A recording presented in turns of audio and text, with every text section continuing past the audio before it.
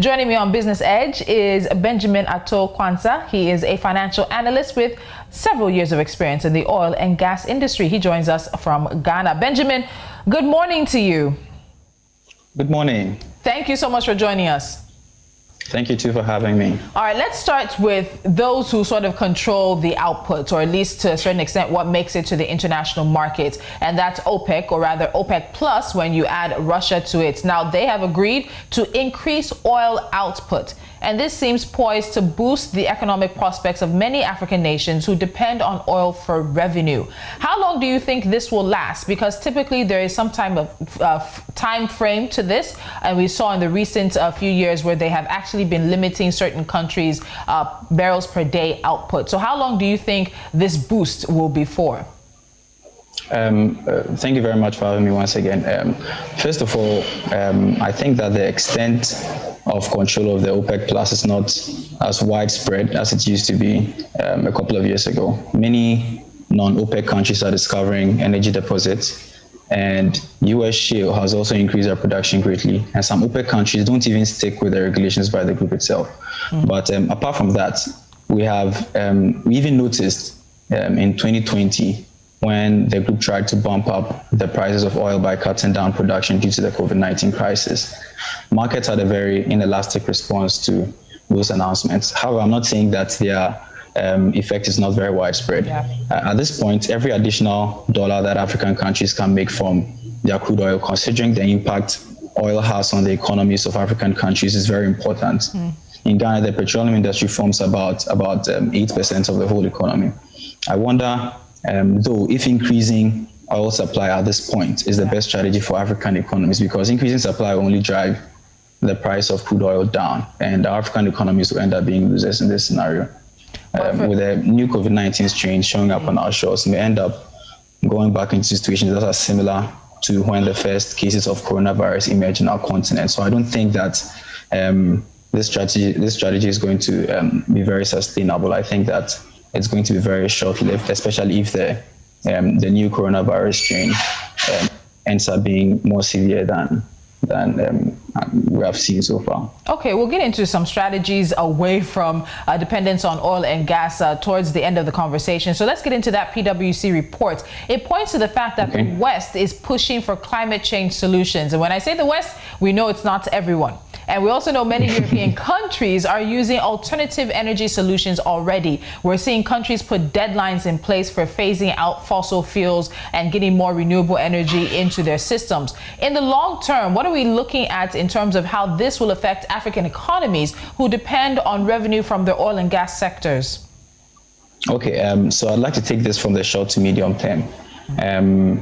I don't think it's going to affect us very much. I don't think it's very likely. Cutting down on recoveries will require African countries to make investments that position us for reliance on renewable energy. In other words, you have to accept to make this transition. I don't think this is going to happen in the short to medium term, partly because African countries have recently discovered oil deposits that have caused them to make huge capital investments to help them exploit them. Ghana only recently discovered oil in 2007 and started actively drilling in 2010.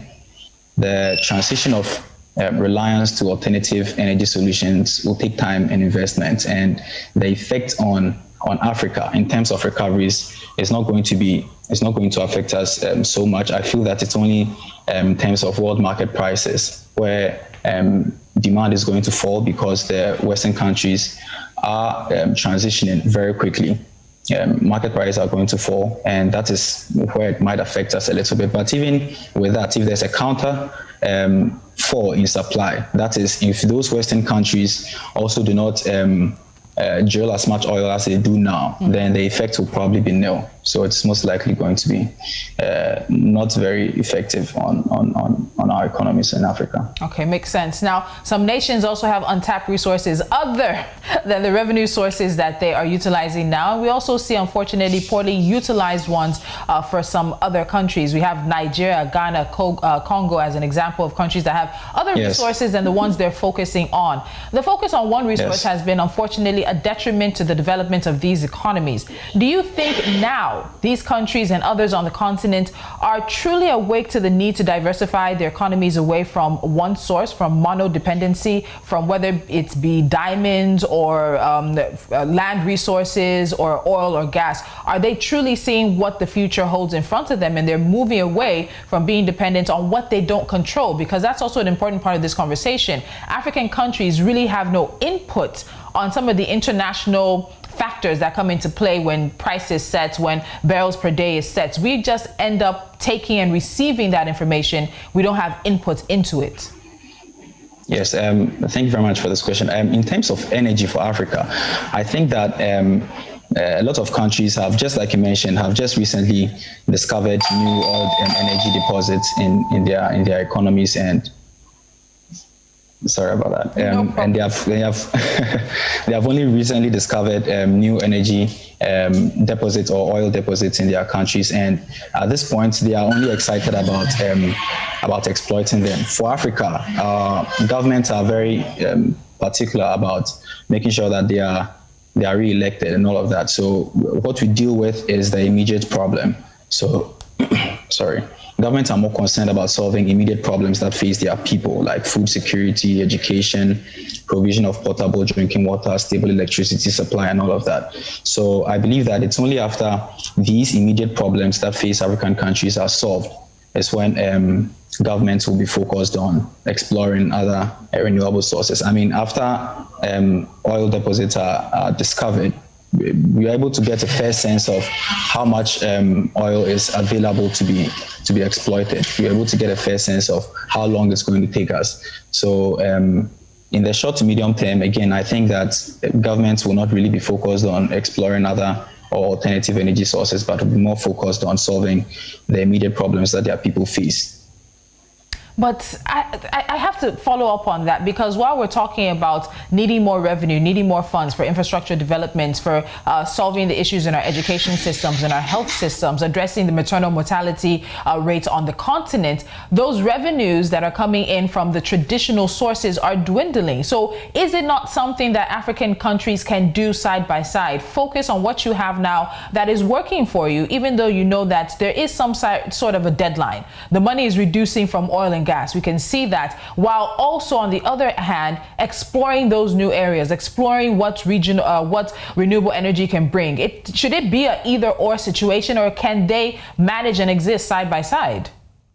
Of course, they should be managed side by side, because these oil deposits are not going to last forever. Very soon they are going to be out of existence. And in essence, it means that we need to prepare ourselves. I think that another problem that or another issue that we face in Africa is that we do not look very long term in looking at the effects of what we are doing is going to have on the future generations. And so, of course, we need to look at this side by side, but the concentration at this moment will be on exploiting the resources that we have available right now while solving the problems that are facing the people as well. Okay, so Benjamin, we're going to take a quick break. When we come back, we have questions about climate, economy, and what the prospects look like for the future of African nations that have a dependency or a lot of their economy tied into the oil and gas sector. So do stay with us. Also, if you're watching, please stay with us. We're going to take a quick time out, and the conversation on Business Edge continues right after this.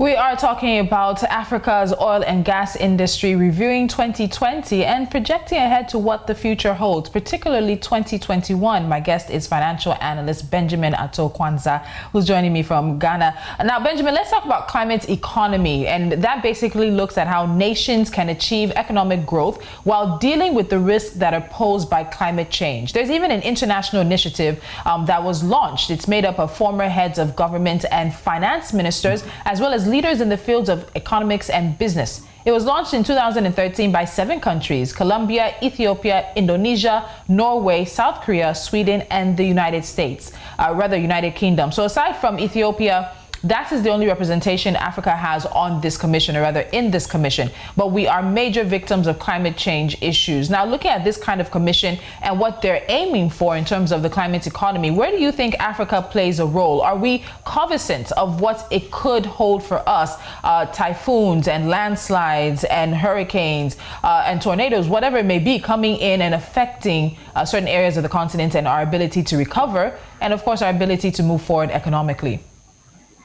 I think our representation on the as having only one country as a member of this commission you mentioned is indicative of the level of interest that Africa has shown in the climate economy. Now, the transition of reliance to alternative energy solutions takes time and investments. Now, when I talk about time, I mean the period required to change the cultural mindsets that believes that reliance on fossil fuels is the best. It also has to do with incrementing the standard of living of the people to appreciate that in the long term, these renewable energy sources are even more economical than fossil fuels. Also, we need to teach people to care about the environment and the impact of the current energy practices of current generations on future generations. Now, when you look at all of these things, you realize that currently Ghana or Africa is not really putting a lot of effort in making sure that these issues that really need to be the bedrock of ensuring that we play a bigger part in the climate economy is realized. We realize that we need to really take care of these problems before we are able to really play a part in this initiative that is being that's ongoing at the moment. Okay. Now, we also have to talk about some unrefined gas reserves that we have here on the continent, and we see gas flaring going on. Nigeria is a major culprit in this situation. We have millions of cubic feet, but yet we still have energy issues. We still have people who are not using gas. Why does it seem that Africa is not getting more investment than what we're currently getting in terms of reducing gas flaring, using it as an income source, or even eliminating gas flaring altogether? This is very unfortunate. Again, I think this is an inefficiency on the part of African governments. One major problem that African countries face in attracting foreign investment is the tax rate. Our tax rates are sometimes too high. For example, in Ghana, the corporate tax rate is around 30%. And where concessions are given to attract foreign investments, the tax rates get so low that some governments question whether these tax cuts on foreign nationals are even worth it. I think one way that we can tackle this from is to design appropriate tax laws that serve the interests of our continent and the interests of these foreign investors. In addition to this, we need to encourage more local energy investors, offering them probably even better conditions than we do to the foreign investors. Government needs to encourage them to collaborate more. Many a times the investments required are too huge to be borne by individuals, and therefore collaboration is very important. Wherever people realize that, or wherever investors realize that they are going to be able to make proper returns on their investments, then of course they are going to run in there. So I think it's up to the government to make sure that these investments are more attractive to them, so that they'll be able to come in and then help solve this gas flaring problem. Okay, so we're wrapping up and getting some more answers in terms of projections towards the new year, that is 2020 we're in. We've seen updates to hydrocarbon laws by many countries aimed at increasing some revenue and also, of course, moving away that transition we've been talking about into renewable energy. And there have been different taxation drives and modules. Do you think these new laws will make the countries more efficient, will make some of these sectors more efficient as well in terms of how we deal with our oil and gas industries? To an extent, yes, but I think that generating more taxes or revenue is only a byproduct of new tax models that governments have implemented. Well, at least in Ghana. For example, in a couple of years ago, limit was put on the allowable quantity of sulfur in diesel and petrol that were imported into the country. This is just one of many laws that are meant to control the hydrocarbon level in petroleum products. However, if laws are aimed at increasing taxation, beyond which oil explorers become uncomfortable in terms of the levels of returns that they are getting on their investment, I think it will just make them most likely pack up their bags and leave, or worse, even make them more creative in their accounting. So I think that's what the new tax models can affect. So you talk about, of course, foreign investors and those coming in, and we know that the value chain for many African industries, not even just oil and gas, is not where it needs to be. We end up being the source for the raw materials, but we're typically not adding value on whatever it is it's produced. And then we get it back and we're paying more. We end up paying foreign exchange for things that are originally coming from our countries. And it's also happening in the oil and gas industry when we talk about foreign-based service providers. And we are seeing a shift to more local and indigenous players. Do you think these indigenous players have what it needs to service the industry? Do they have what it needs to move the industry forward, keep pace with where the foreign investors sort of have pushed the industry to? Very much so. I believe that the movement from foreign to local players in the value chain is one advancement that I'm very proud of, at least in Ghana. Again, of the 5 biggest oil marketing companies in Ghana, 2 of them are fully Ghanaian-owned companies, and these 2 companies combined meet about 25% of their market requirements. At the moment, I don't think that local companies alone have the capacity to fully supply the fuel requirements of the continent. And what we don't want is to create the impression to foreign investors that we use you for a while and after we are self-sufficient, then we discard you, we no longer need your services. I don't think that's the impression that you want to create to the international market. So at the moment, I don't think we have the capacity to be able to do that, but we are transitioning very quickly, and that's a growth that I'm very proud of as an African. Okay, so Benjamin, before I let you go, we talked earlier about the fact in my introduction that there was a decline in 2020 in the oil and gas industry because of COVID-19. We've entered a new year. Vaccines have come into play. They haven't yet reached the continent, but we're also looking forward. What do you think the projections are? Do we think we'll be able to return to pre-coronavirus levels in 2020? Who are the players? Which are the countries that you think are going to be able to rebound earlier and faster than others? And of course, as you wrap up with that, what are your projections for the oil and gas industry in Africa come 2021? In 2021, I don't think that we'll be able to go back to pre-COVID levels. I think that the effect that the coronavirus has had on the economies has been very damaging, and so it's going to take a lot of time to really get back to pre-COVID levels. And apart from that, the vaccines that are being made available are receiving a bit of a pushback from some sections of the public. Not everybody is really accepting it as a solution to the coronavirus pandemic. But then in other countries too, like the UK, Italy, and etc., they are having a situation where they are running out of the vaccine. So that's even a good sign that even in as much as some people are not really accepting the vaccines as a solution to the coronavirus pandemic, a larger population is really accepting it. So I don't think that 2021 will be enough to really get back to pre-COVID levels. I think that it will take maybe 2 or 3 more years to really get back to the situation as it was before the coronavirus began. Projecting for 2021, I feel that at the beginning of 2019, when the coronavirus started, the coronavirus was seen to be more deadly than we have actually realized so far. For many African countries, the lockdown measures have been strongly relaxed, which I don't think is really a good idea. But they have been relaxed, and many people are going about their normal activities. Yes. Probably still wearing their masks and all of that. So currently, the effect is not too huge in Africa. But I think that for 2021, we are going to have some growth. We are going to have good growth, but not to the levels of pre-COVID levels. All right. Benjamin Ato Quansah, thank you so much for joining me on Business Edge. We look forward to having you back another time. Thank you too very much. All right, we're going to speed through our NC4 to watch to just give you a few stories we're keeping our eyes on. The World Bank projects 5% growth for Nigeria and others in 2021, and that 5% is for emerging markets and developing economies in this year. Then Egypt's planning minister approves 49 million Egyptian pounds to build pedestrian bridge.